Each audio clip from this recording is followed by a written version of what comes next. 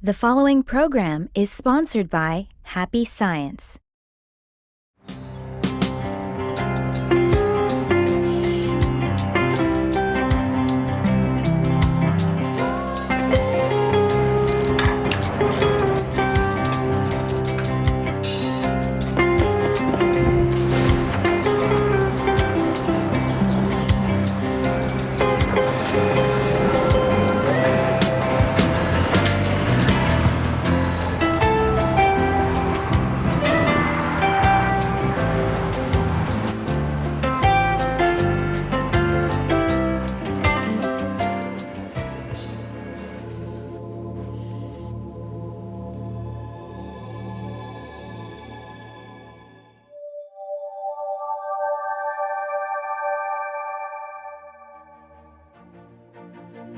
Hello, and thank you for accepting our invitation to happiness.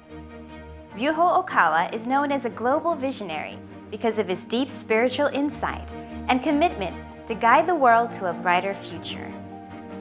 To accomplish this, he founded Happy Science Group in 1986, which is now a global movement in over 100 countries. His vision and message to the world goes beyond the differences of race and language, empowering people with love.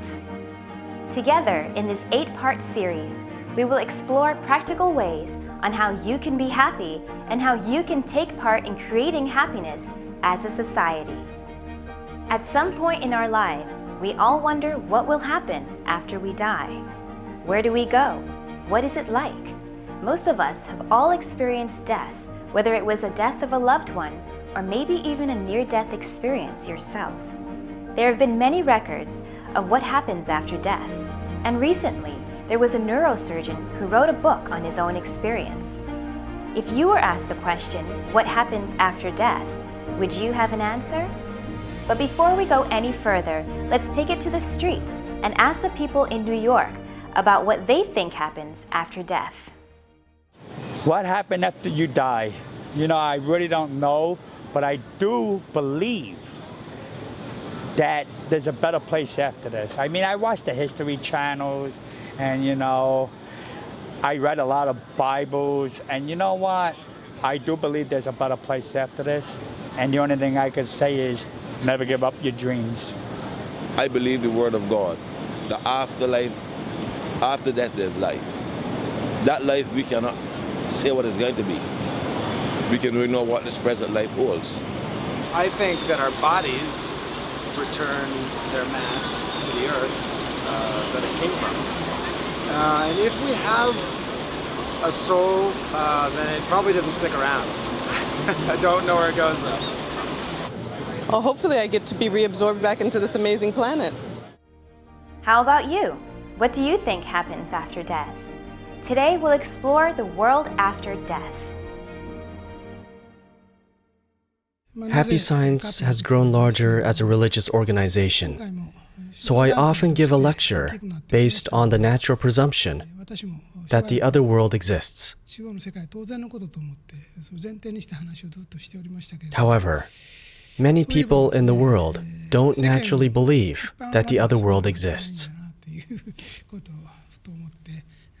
So in this lecture, I would like to speak in a way that's easier to understand for people who are wondering whether the other world exists, and those who say they don't believe in it, as well as those who are just about to acknowledge the truth. Modern science has developed significantly in the last 200 years or so.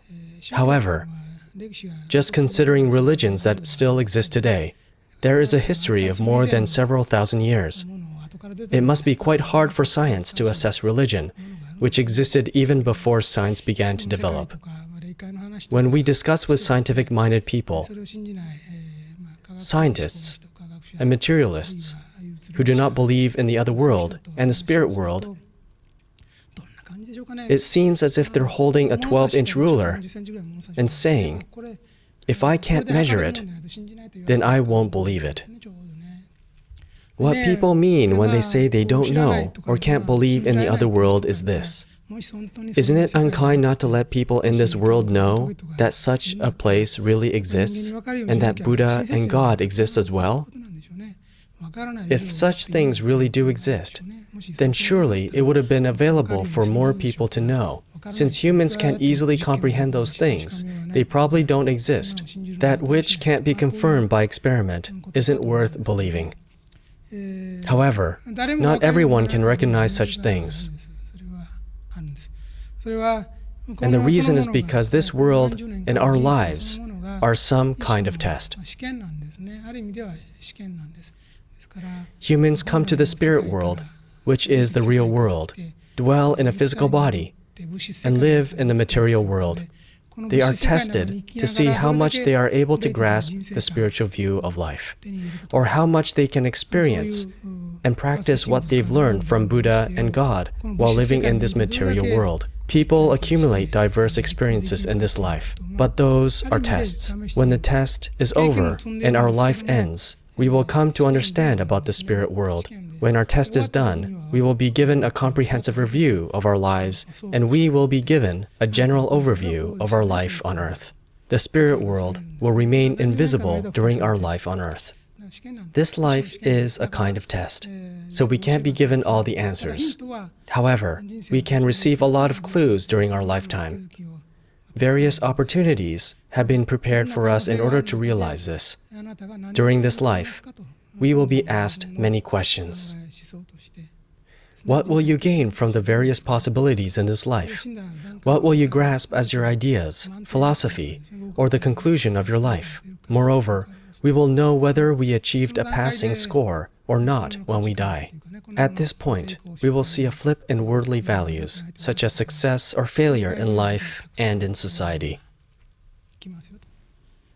No matter how many people doubt the existence of the spirit world, doubt religion, and persecute religion in this world, nothing will disturb the spirit world because everyone will eventually die. Knowledge of the other world is a great power. However, what gives you even greater power is to believe in the other world, not just to know it. Believing is similar to being on an airplane or a ship going abroad. It's risky, but you are able to go on a big trip. You're able to obtain a new vision of the world by traveling uncharted continents and the unknown world. Not being able to believe means that you're unable to see or experience the world beyond walking distance. In the medical world, various reports on near-death experience have been made public in the last 2 or 3 decades. Currently, near-death experiences include terminal care, have become a topic of research. In fact, the number of people who openly deny near-death experience is decreasing, while the number of people who are 50-50 about whether such a thing could exist is increasing. This is why near-death experience has become a topic of research. However, it still hasn't made the connection to religion. According to research by doctors, there are thousands or tens of thousands of reported cases of people who have been in traffic accidents or have suffered heart attacks or brain disease, who also have had out-of-body experiences while unconscious and with a stopped heart. Out of various kinds of near-death experiences, the most common seems to be the one in which the heart stops and the soul comes out from the body. The soul is usually watching his or her own body, lying on the bed in the intensive care unit at a hospital, 7 to 10 feet above the body, closer to the ceiling.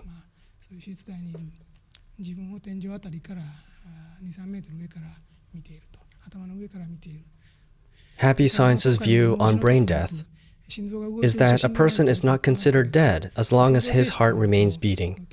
Cardiac arrest is a sign that the soul may exit from the body. The soul wouldn't be able to leave the body so easily prior to that. However, once the heart stops, it becomes quite easy for the soul to leave the body. First, the soul exits out of the body. And in most cases, it stays floating near its body, near the ceiling, or somewhere close by. It sometimes comes too close to its own body and ends up going back inside the body. During the out-of-body experience, the soul is connected to its body via the silver cord. Sometimes there are people who can actually see it. Only those who can keep their mind calm are able to see this connection. Some of those who have a lot of experience with out-of-body states know about the cord connection. There are some who even see a person come from a different world and try to cut the cord as though he or she were cutting an umbilical cord. They say to the person who comes down from the other world, "Don't cut the cord. If you cut it, I won't be able to come back to life. Please don't cut it." There are such cases. Then usually, you will experience something called the tunnel phenomenon, in which you will see a single black dot appear in your vision. As you wonder what it is, the dot grows, just like a spilled ink would. The dot continues to grow bigger and turns into a black tunnel. When you realize how large it has become, you will feel as though you're being sucked into the tunnel. Many people have experienced this phenomenon. The tunnel phenomenon occurs only between the time the soul separates from the body and the time it enters the spirit world. In many cases, you will see an extremely dazzling light near the end of the tunnel. Some people have said that they couldn't open their eyes because of the white dazzling light. Yet others have said that the light was several hundred times brighter than the sun, but not so dazzling. There were various other accounts, many of which describe white light. At this stage, their vision is still blurry, but they can faintly see someone in the light coming toward them. Many of those who have had near-death experiences say that God was coming to them. But there's no way that God would visit so many people, so it's probably their guardian spirit or guiding spirit of a slightly higher spiritual rank, who came as a guiding angel to lead them to the next world. In the next stage, you'll come to the river Styx. Many have seen this river, particularly among the Japanese people. You will come to a field of flowers after following your guiding angel in the light for a while. The field will be full of rapeseed flowers, cosmos, daisies, and a host of other flowers. On the ground in the park, flowers bloom in profusion. Many of the accounts mention this field of flowers. You will see a beautiful river running through it. This river marks the boundary between life and death. It is said that there's no turning back once you cross it. Many people who had out-of-body experience turn back before crossing the river or after having crossed halfway and return to this world. The silver cord snaps when you cross this river. You will make the decision whether you should cross this river or not after discussing with people who have come over from the other side. For some people, their late grandmother and grandfather come to welcome them soon after their soul leaves the body. But more people meet their late family members after traveling through the tunnel and passing into the world of light. The truth is, there is life after death. Human beings come from the spirit world, which is the real world, dwell in a physical body, and live in this material world. We go through life in order to test ourselves on how much we can grasp or understand the spiritual view of life and practice the teachings of God in this material world. This world can be compared to a training ground, its purpose, soul training. There are many near-death experiences reported in modern medicine, but from the viewpoint of the truth, the dividing line between life and death is not when your heart stops beating, but when the silver cord connecting your soul and body is disconnected. Let's go back to the lecture to learn more. Usually, religious workers take on the job of guiding the spirits in the other world.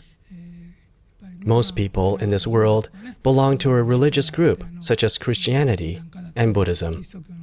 Therefore, it's better to belong to a religion. When someone who doesn't belong to a religion dies, the spirits in the spirit world become confused as to who should take care of them. This is why it's a good thing that there are sects or denominations in each religion.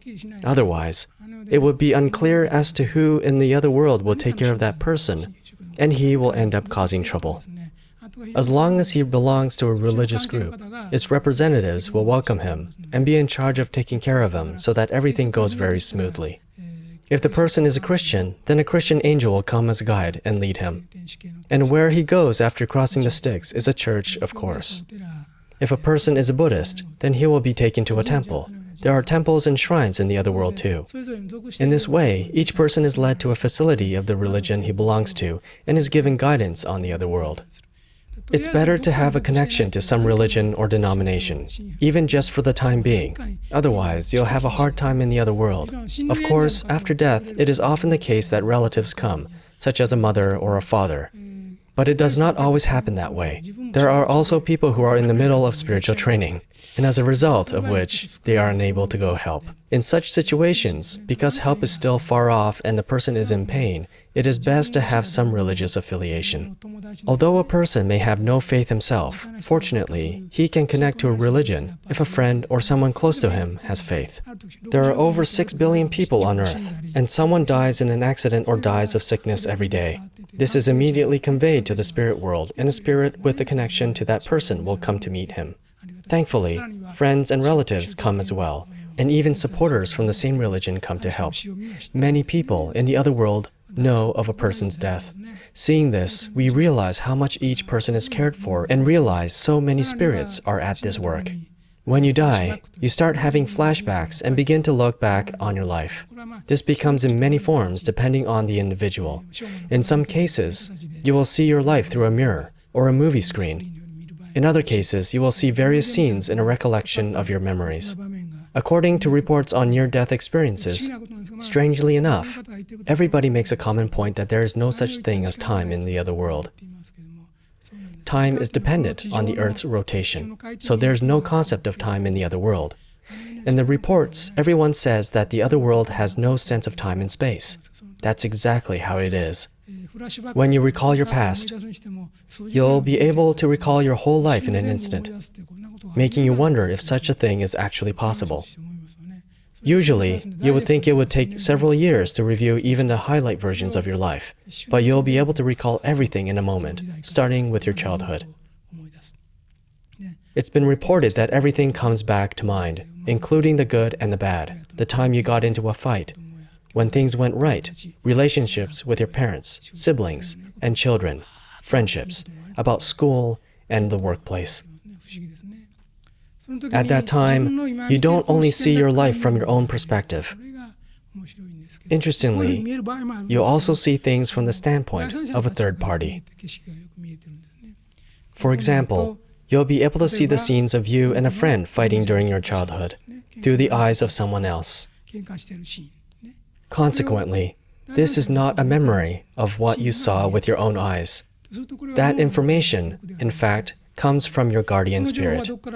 In the videotape of life, there are things that are recorded as impressions that you got with your own eyes, but there are video images recorded through the eyes of your guardian spirit too. So you're able to see yourself through the eyes of a third party. As you look at an image of yourself in the past, you'll be able to enter a world that existed decades ago, as if you were in the time machine. Your present self is there, but your past self in the scene cannot see you. According to one report of a near-death experience, a weapons seller recalled having sold his weapons. However, he was also shown how the weapons were used after he sold them, how people were killed by those weapons, and how their families grieved and suffered. Moreover, he had to see the funeral and the families crying over the dead body of their loved ones. In this life, his business was done after he sold his weapons. In the spiritual world, however, the things you aren't aware of while you are alive are recorded too. You'll have to study these things in the other world shortly after you die. Your destination in the spirit world won't be decided until you have studied these things and reflected on your past deeds. As you are shown each scene from your life, you'll be asked to judge your life. What do you think of this scene? Was this the right thing to do or not? What would you have done in this case? People who have received a science-based education often say that they don't believe things that they aren't scientifically proven or logically explained. However, nothing is logical in the spirit world. The spirit world is far from logical. Therefore, it's impossible to logically explain a world that's not logical.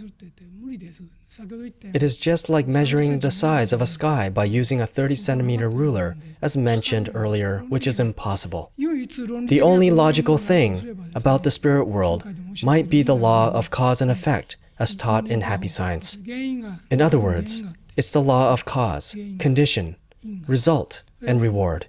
Everything has a cause to which a condition is added. Then a result arises, and through the result comes a reward. This order logically exists. There's such a relationship. There's always a cause to everything, a condition added to it, and that gives a result. And through that comes a reward.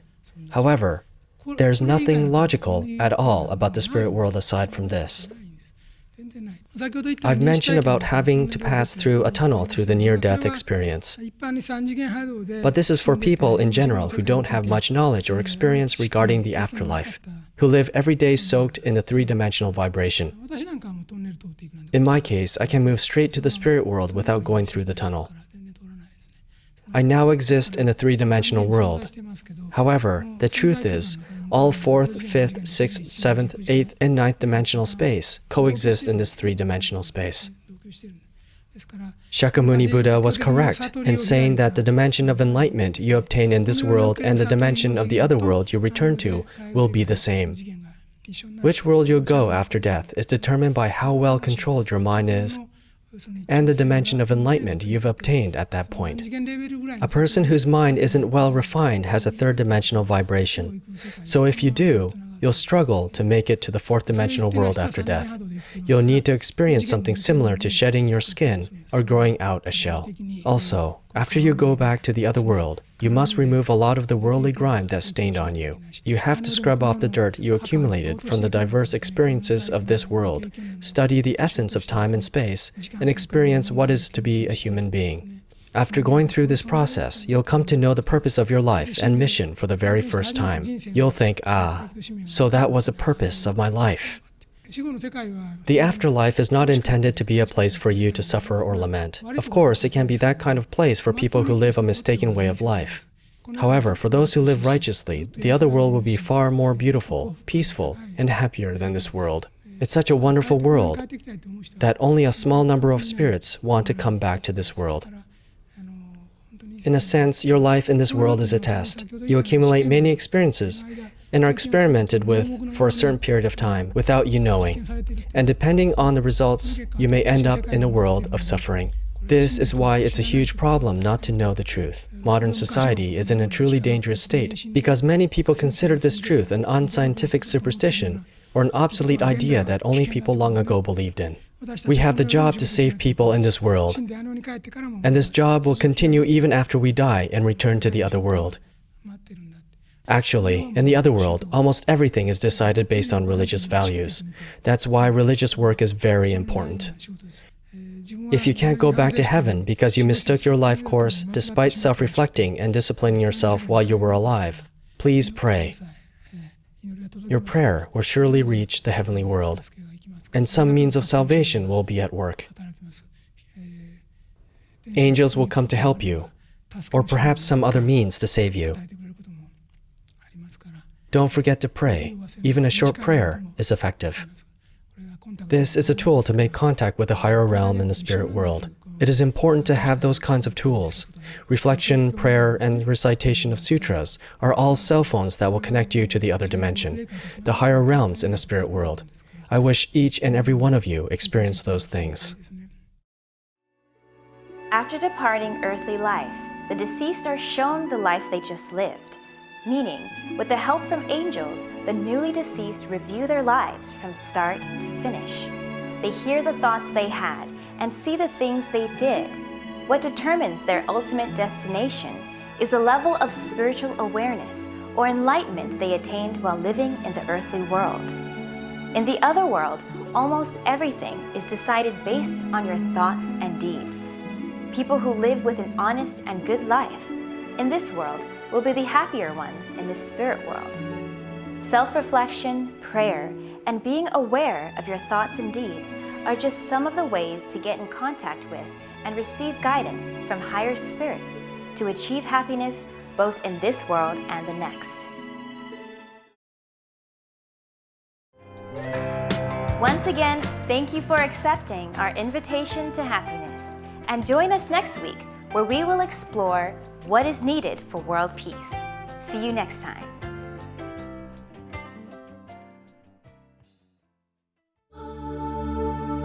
Where do we go when we die?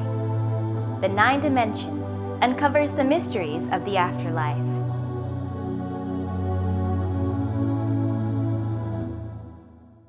I use the book it's like the emergency kit when you when you have to think differently, and that's when, oh, where's that book, you know, and you have to look, oh, maybe I have to reread this and hopefully find an answer where you are now. If you're looking for a possible answer in life, then you will like this book.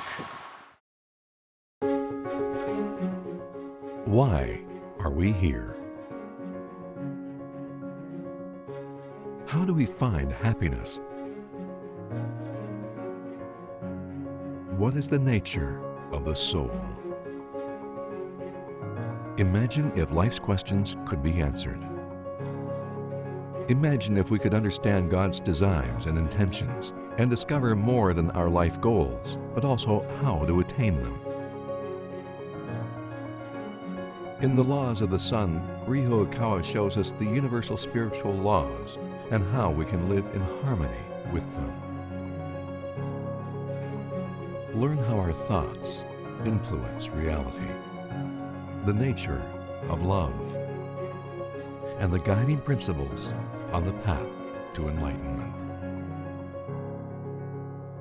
This is a book with answers to life's questions for all in search of spiritual growth.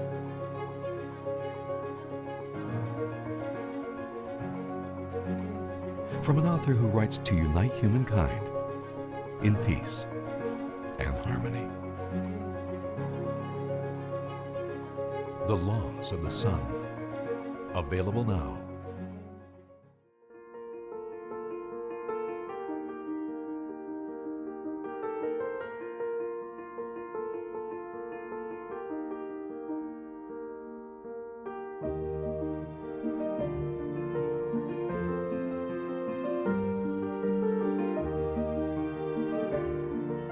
The preceding program was sponsored by Happy Science.